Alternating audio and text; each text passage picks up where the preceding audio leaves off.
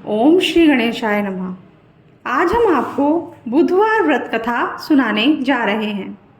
अमर सुहाग और अमर पीहर गणेश जी की कहानी। बहुत सालों पहले गणेशपुरी नाम का गांव था। उस गांव में विनायक और बिंदु नाम के भाई बहन रहा करते थे। वे दोनों एक दूसरे से बहुत प्यार करते थे और हमेशा एक दूसरे का ख्याल रखते थे। बिंदु का एक नित्य नियम था।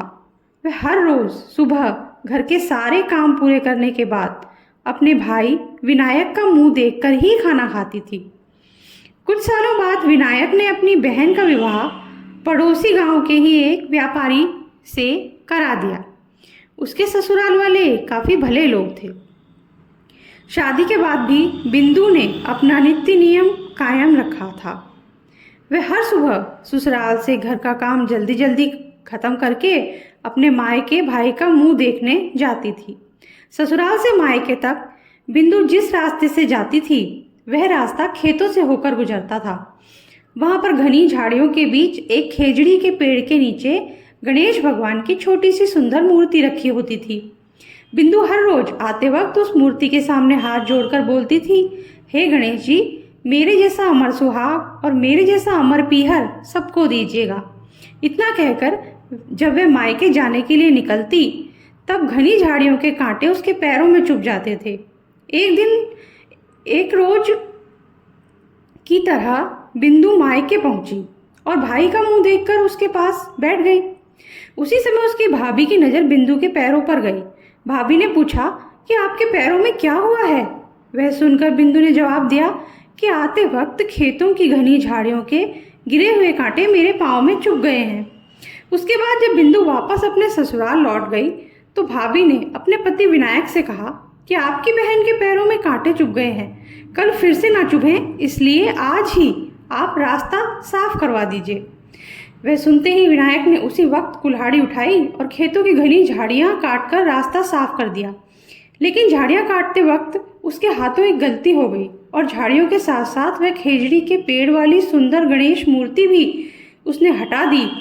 इसी बात पर भगवान गणेश जी बहुत नाराज हो गए और भाई विनायक के प्राण हर लिए। अगली सुबह जब अंतिम संस्कार हेतु गांव के लोग विनायक को ले जा रहे थे तो उसकी पत्नी ने रोते हुए कहा, रुकिए, इनकी बहन आने वाली है।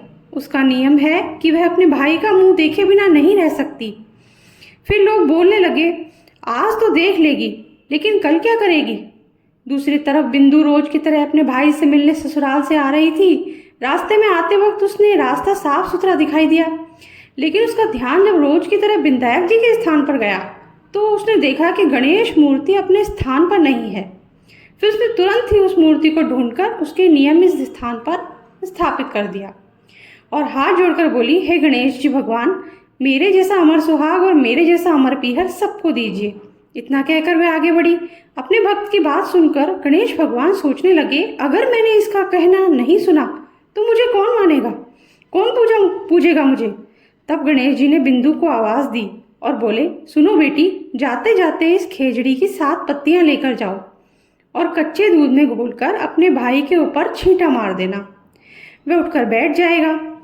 वह आवाज सुनकर बिंदु इधर उधर देखने लगी पर उसे आसपास कोई भी दिखाई नहीं दिया।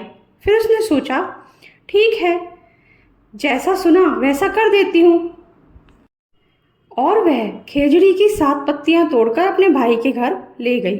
मायके पहुंचते ही उसने देखा कि भाई के घर गांव के लोग इकट्ठा हुए हैं। भाभी जी रो रही हैं, सामने भाई का शव रखा है। फिर बिंदु ने तुरंत ही सुनी हुई आवाज के हिसाब से खेजड़ी की 7 पत्तियां कच्चे दूध में घोलकर भाई को छींटे मार दिए। इसके बाद चमत्कार हुआ। गणेश भगवान की कृपा से बिंदु का भाई विनायक उठकर बैठ गया। भाई के उठते ही वह अपनी बहन से बोला, मुझे बहुत ही गहरी नींद आ गई थी। यह सुनकर बिंदु बोली, इस तरह की नींद किसी दुश्मन को भी नसीब ना हो। बाद में उसने अपने भाई को पूरी कहानी बताई। तभी भाई विनायक ने भगवान विनायक से क्षमा मांग ली। तो यह थी मान्यता अनुसार बुधवार को सुनी जाने वाली गणेश जी की कहानी।